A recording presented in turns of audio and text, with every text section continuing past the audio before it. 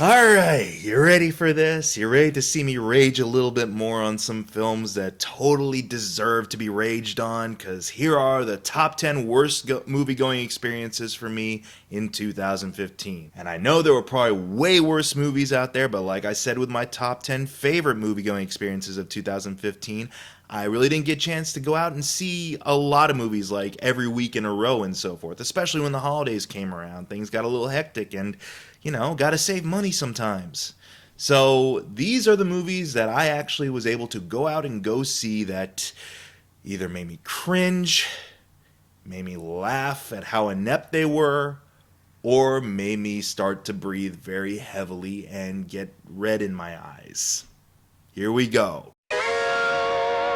Terminator Genesis. James Cameron's word doesn't mean dick anymore, does it? This was just a boring Terminator movie, and especially when I had this strong held belief that Terminator should have ended with 2 movies, essentially. Ever since the end of Judgment Day, the franchise never really has found a proper footing, and Genesis is just going to be another installment in a long line, I'm sure, of installments in which it's still not going to find its footing. Surprisingly, the spoilerific trailers didn't really ruin much for me with regards to the story, because the story was actually pretty straightforward to follow. It was just that it was boring, and that the leads did absolutely nothing with the characters. And the fact that even when the movie's over, the movie's still technically not over, which pisses me off the most, because it totally negates the whole movie-going experience that you had before if you just undermine your main plot within a 5-second little post-credit scene. Oh yeah, there are probably going to be more sequels, maybe, perhaps, but really, do you want to see any more from this franchise? Just leave it at 2 movies and enjoy those for what they were. Avengers Grimm. Now I know it's kind of redundant to be kind of bashing an asylum movie, but at least there's asylum movies out there that have some kind of ambition, or at least go for broke with their silliness, that they do come right back around to being entertaining. Avengers Grimm, aside from whatever the hell Casper Van Dien's doing with Rumpelstiltskin in it, and having Lou Ferrigno show up in body paint, because that's what Lou Ferrigno does. Aside from those things, Avengers Grimm is just another by-the-numbers boring movie. But what elevates it beyond Terminator Genesis levels of boring is the fact that the leads that we follow are not only bland, but are actually kind of unlikable. You've got Cinderella, you've got Sleeping Beauty, you've got Little Red Riding Hood. All of them play the same pouty-lipped, kind of whining protagonist who's kind of like, why do I have to do this? I don't even like working with you guys. I'm going to go off on my own for a while because that makes no logistical sense, and of course I'm just going to put myself in danger to the point where I'll learn a lesson. Yeah, that doesn't make for interesting leads at all. And given the fact that the acting highlight of this movie is Casper Van Dien, that says a lot about the acting quality of a lot of these leads. Again, I know it seems kind of defeatist to be kicking on a movie that is kicking itself, essentially, but Avengers Grimm was not the enjoyable asylum lunacy that I was hoping for. Aloha. This was Cameron Crowe at his Cameron Crowiest. And that's not necessarily a good thing. Does have a kickin' soundtrack though. I'm not entirely sure what this movie wanted to focus on, whether it was romance, whether it was espionage, political intrigue, whether it was just homespun drama in Hawaii, but it's all over the place. People talking weird, abstract, thematic monologues. Yeah, Emma Stone's supposed to be a quarter Hawaiian. I totally see that. About the only good selling point on this movie is John Krasinski as a dude who basically says nothing, but through his emotions and through his portrayal, he says more than what a lot of the people who won't shut up in the movie are saying. Add to that Bradley Cooper is just a very unlikable lead to follow around, and that I don't believe his redemptive arc at all for a second, and also that a lot of the characters decide to basically talk in such broad terms, the fact that they don't feel like characters. They feel like Cameron Crowe talking points in which he just falls in love with his own script, or falls in love with the dialogue so much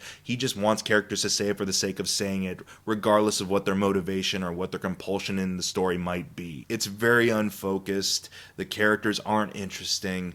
Aloha was just kind of a what the fuck, Cameron Crowe. The Ridiculous Six. Terry Crews has one funny line, the rest of the movie is silence. Moving on.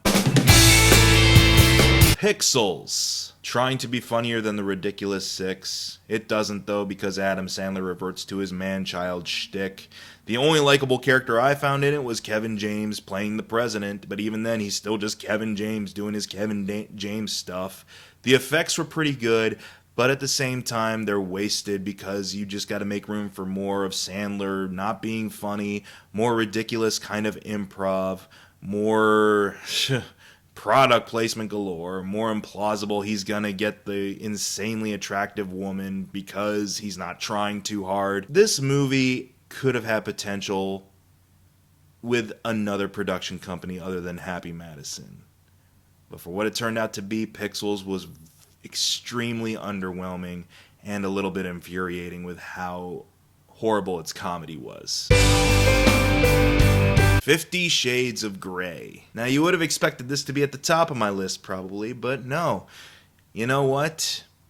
This was a very, very convincing stalker movie. Too bad its intent is to be romantic. Yeah, 50 Shades of Grey was 50 Shades of really drawn out for no reason whatsoever, because there are two other installments I know on their way. Christian Grey is extremely dull and boring and has no charisma whatsoever. The only appealing point of it was, God, what's her name? The main girl. Let's call her that. Just because you feel sorry for this girl and that she's trapped in this horribly demented and perplexing relationship. But despite him just being a flat-out weirdo, for a movie about S&M and submissives and dominance, has a lot of vanilla sex. None of the stuff that's supposed to be hot or enticing is hot or enticing. And the fact that you have a scene where they're basically going through a contract about butt plugs and things like that, and like it's any other business meeting, just shows how uninvested and how really flimsy the premise of this movie is. Who would have thought that a movie based off of a book, based off of a fan fiction, would have turned out to be this bad, right? Seventh Son. I said it before and I'll say it again. Imagine a fantasy movie.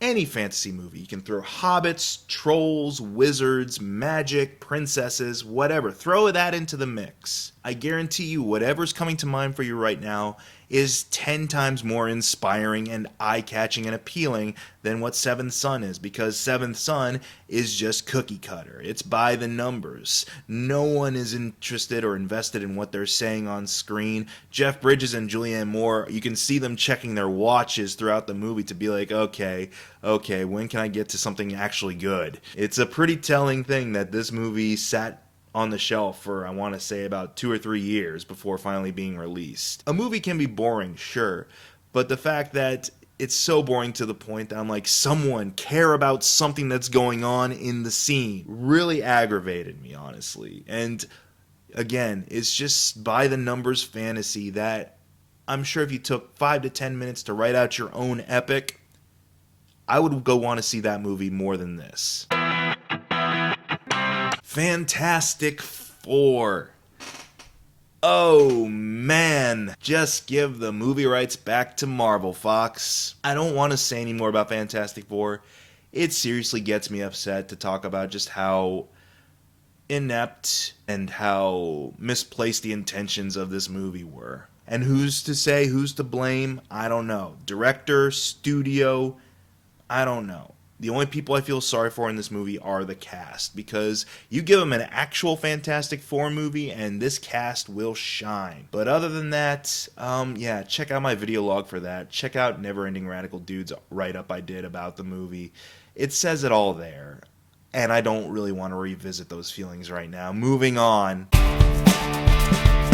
But yet I want to revisit this movie, Return to Sender. I don't know what else I can say other than Lifetime movie meets drama meets romance movie about rape victim possibly falling for her rapist. Add to that really unlikable characters aside from Rosamund Pike, just because Rosamund Pike is doing her Gone Girl thing, And Nick Nolte, surprisingly, because he plays an actual human being in this movie. There's nothing redeeming about this. This movie doesn't know what it wants to be about. It doesn't know if it wants to be like Gone Girl. It doesn't know if it wants to be Lifetimey like. It doesn't know if it wants to actually talk about rapists and their victims as actual people. It's an unwieldy mess that just gets way more unwieldy in the last 20 minutes of the movie, and was honestly pretty upsetting to kind of watch, because it's just so batshit with its direction, with its focus, with the fact that, like, yeah, you want the characters to say one thing, but at the same time they go off and do this other thing, which completely negates the whole idea of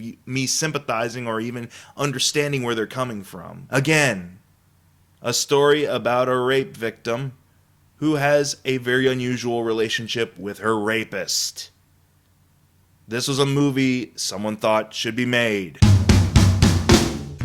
Human Centipede 3 Final Sequence. An hour and some change of Professor Heiter, who's not Professor Heiter, doing this. Oh, you want to suck my cock? You are my prisoners. I am the warden. Yeah. I think we said everything we wanted to say with the first Human Centipede, right? This was going for kind of that weird prison exploitation angle, but it failed ineptly at it. The shock value of the Centipede is not shocking. The characters are extremely annoying. I didn't expect them to be likable, but at least don't make them so gratingly annoying. And again, there's only one character who I feel sorry for, and it's of course the character who doesn't deserve any of the horrible shit that's happening to her. It was just an unpleasant sit, an unnecessary sit, and Tom Six thinking he's brilliant by including himself in the movie. I don't know. I really hope the Human Centipede trend is over with. I was really kind of hoping they just swing for the fences and get like A-list celebrities to become part of the Centipede. At least that would kind of have a sense of humor about it and would be, you know, more tolerable, because these people could actually act beyond just yelling. But no, alas, we're just stuck with this crazy warden and his inmates plot, and Eric Roberts looking like he wants to fall asleep. Yep, nothing could really top the final sequence. So those are my top 10 worst experiences watching movies in 2015. What were some of your worst experiences? I know there were a lot of shit comedies out there this year. I know that we had, The Road Chip for those of you who weren't able to go watch Star Wars. Sound off in the comments below, like and subscribe. Let's see what good movies we got coming in January. Which is kind of a contradiction in and of itself, but, you know. Yay! 2016.